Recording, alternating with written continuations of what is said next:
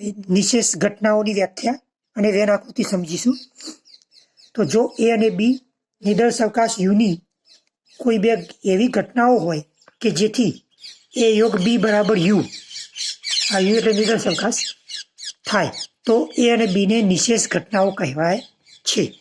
ફરીથી એકવાર રિપીટ કરું છું કે જો એ અને બી નિદર્શાવકાશ યુની કોઈ બે એવી ઘટનાઓ હોય કે જેથી એ યોગ બી બરાબર યુ થાય, તો એ અને બીને નિશેષ ઘટનાઓ કહેવાય છે.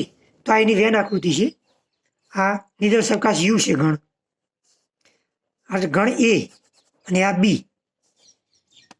તો બંનેનો યોગ ગણ કરીએ એટલે આખો યુ થશે.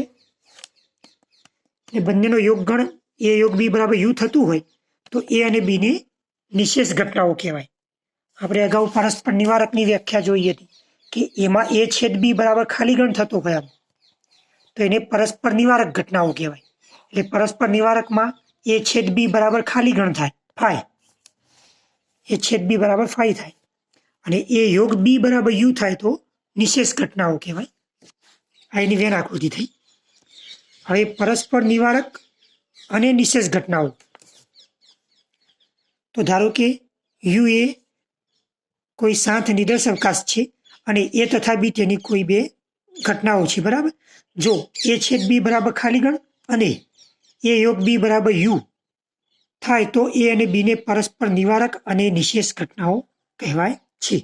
એટલે એ છેદ બી બરાબર ખાલી ગણ થતું હોય અને એ યોગ બી બરાબર યુ થતું હોય તો એ અને બીને પરસ્પર નિવારક અને નિશેષ ઘટનાઓ કહેવાય.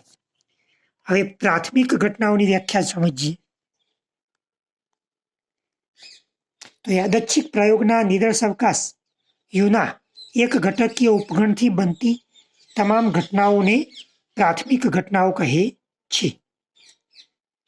તો અહીંયા કોઈ પણ આપણે નિદર્શાવકાશ લઈએ એના એક ઘટકીય ઉપગણથી જે ઘટનાઓ બને એને પ્રાથમિક ઘટનાઓ કહેવાય.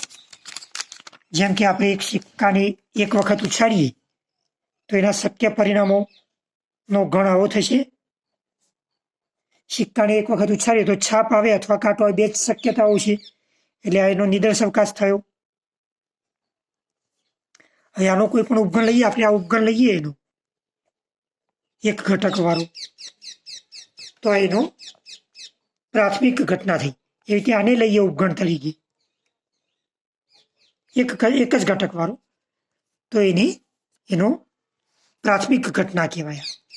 આવી રીતે પણ આપણે દર્શાવી શકીએ કે એક સમતોલ સિક્કાને બે વખત ઉછાળવામાં આવે અથવા બે સિક્કા એક સાથે ઉછાળવામાં આવે તો આપણને આવો નિદર્શાવકાશ મળે.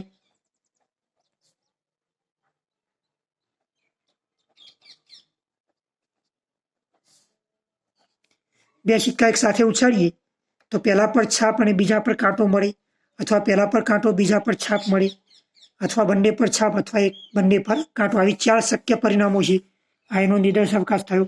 હવે આનું કોઈ પણ એક ઘટક, એટલે આ લઈએ અથવા 4 ઘટક છે, તો કોઈ પણ એક ઘટક વાળો ગણ હોય એને એની પ્રાથમિક ઘટનાઓ કહેવાય.